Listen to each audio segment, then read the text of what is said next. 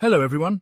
In this video I'll be translating and summarizing the latest Urdu broadcast by Aftab Iqbal to make it accessible for our English-speaking audience. Let's go through the key developments and insights in Aftab Iqbal's words. The topic today isn't extremely urgent, but everything is linked to the past. Today we will first talk about hereditary politics and governance. This is an important topic, something you need to pay attention to. And in the coming days, you will see discussions on this subject on many channels. So, it's very crucial. The second important topic is the Abrahamic Accords. People have been repeatedly asking about them. People who are educated and sensible understand how dangerous these things are. The government, though, is crawling toward a certain position. And it's reached a tipping point. Our rulers, our elites, the state apparatus, these are their desires. We will discuss this too. And of course, we will start with Imran Khan. Imran Khan is not just an important topic.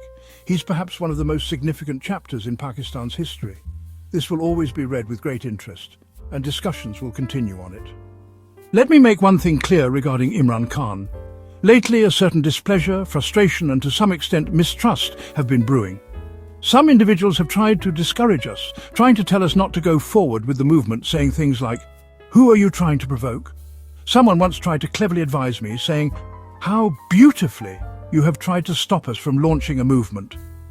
Who are we provoking? Who is stirring the political ground? What have you done? Don't get me started on that.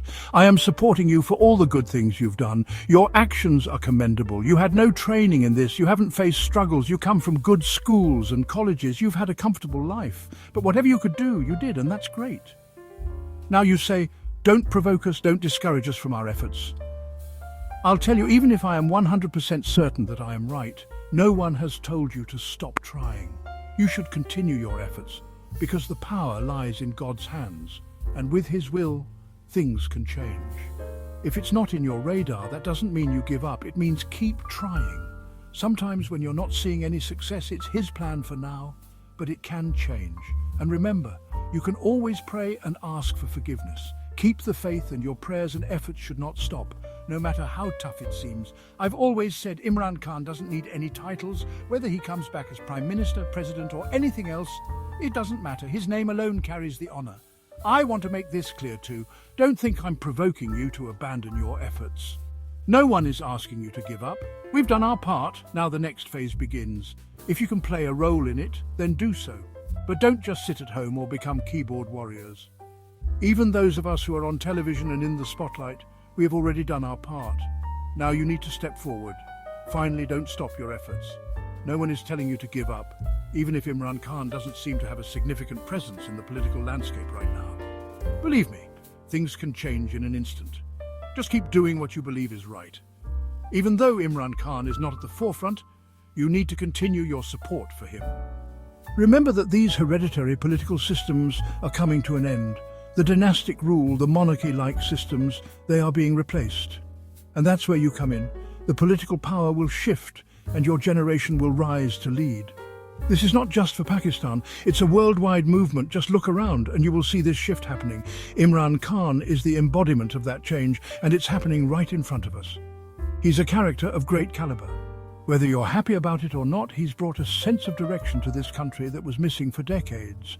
We're lucky to have him at this time, and we should continue to support him. Remember, Imran Khan needs your support right now more than ever.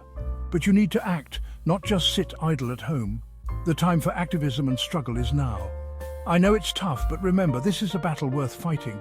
So don't give up and keep pushing forward with everything you have. You have to understand this. Don't feel disappointed or lose hope. Keep your efforts up. The world is changing, and you are the generation that will bring that change.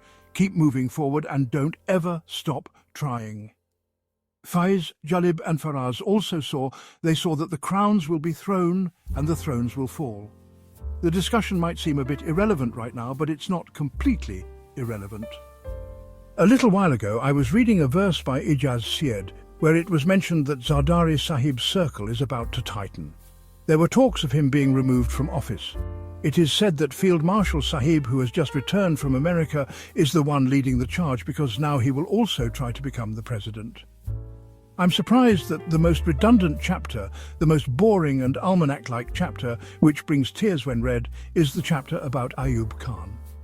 And now he is following his footsteps. He has become a field marshal, and now he wants to become the president as well. A constitution of his liking, laws of his liking, courts of his liking, matters of his liking. Let's recall, back then, we committed the sin of Seato and Sento. Today we are weighing the Abrahamic Accords. No one has learned anything from history. I wish they had learned that after joining Seato and Sento, the price we paid for that blunder was terribly high. Had we stayed non-aligned, it would have been much better. Our adversary quickly reached Indonesia for the Bandung Conference in 1955, and the 5 points of Panchshil were signed by one of the authors, Jawaharlal Nehru, who kept promoting non-alignment. We should have followed that path and continued to enjoy its benefits.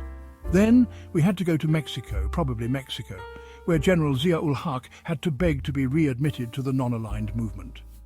We are about to commit an even bigger sin than that, but we will talk about that later.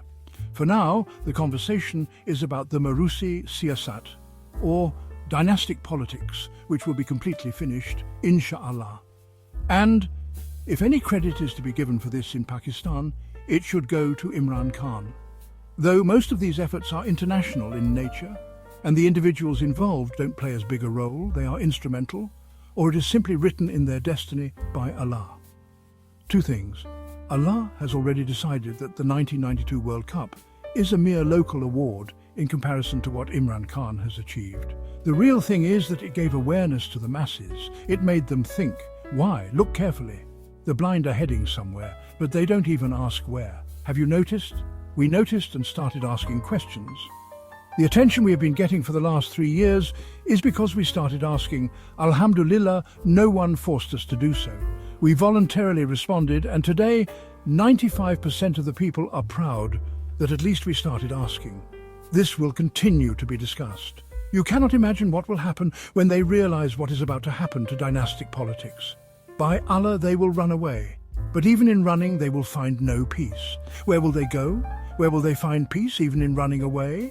Think about this, because repentance is for those who can learn from history. The signs are pointing towards this realization. You may not have noticed, but I am talking about the dynasties and their sycophants, who are completely silent now. Have you seen those touts? Where are they now? They used to shout and perform acrobatics, promising that things would happen, that such and such would happen. But now the silence on their faces speaks volumes. The whole story is being narrated. They themselves can see the situation. The fairs and festivities are all in vain. They are deeply concerned. And what is happening now is exactly what Muhammad Izar-ul-Haq's poem says, which I have quoted many times before in my show. He says, slaves are running away, carrying burdens, and the sky is about to fall on their palaces. You see, the dynastic politicians have started realizing that the sky is about to fall. And in some unfortunate cases, they have kept relying on this. Now, let's move to the Abrahamic Accords. Regarding this, I thought I should address it today because I've been asked about it repeatedly. You must have heard Jared Kushner's recent conversation. If you haven't, let me summarize it for you. He is saying that new countries are about to join the Abrahamic Accords, and he mentioned Indonesia. But what broke my heart is that he also mentioned Pakistan. Then I realized what's new in this. This whole process is already in motion. This matter has already been set in motion. These fools like Khwaja Asif and Rana Sanaullah, who sit on TV channels talking about the Abrahamic Accords, are not seeing that this entire series has already started. The testing phase is ongoing. The unfortunate reality is that these people have not learned from history. They have sworn that they will never learn from history.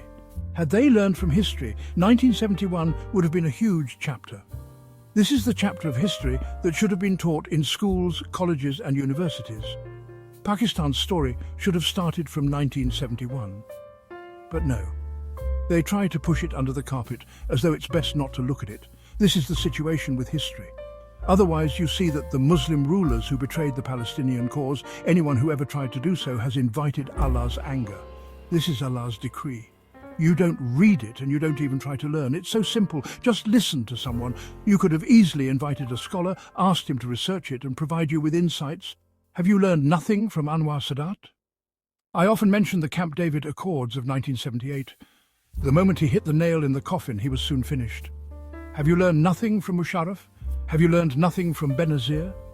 Their fate was written, and you are now repeating their mistakes.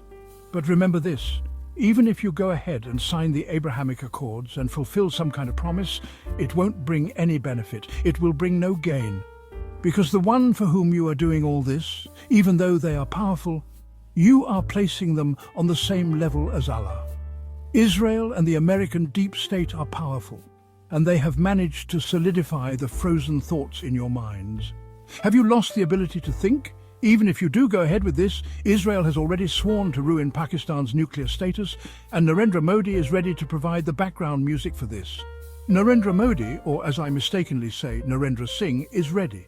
His partners are ready to start something on that front. This issue has already begun. You will see its truth in the coming days. Why? Because you haven't learned much from history. You've also ignored the idiosyncrasies of human beings. Human beings have many variables. One such variable is their idiosyncratic behavior, and you don't notice it. Read about the idiosyncrasies of today's rulers from 20 years ago.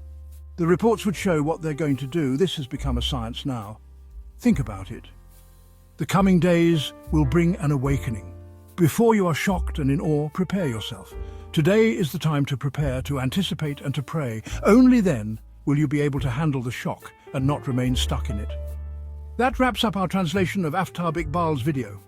I hope this English version helped you understand his message better.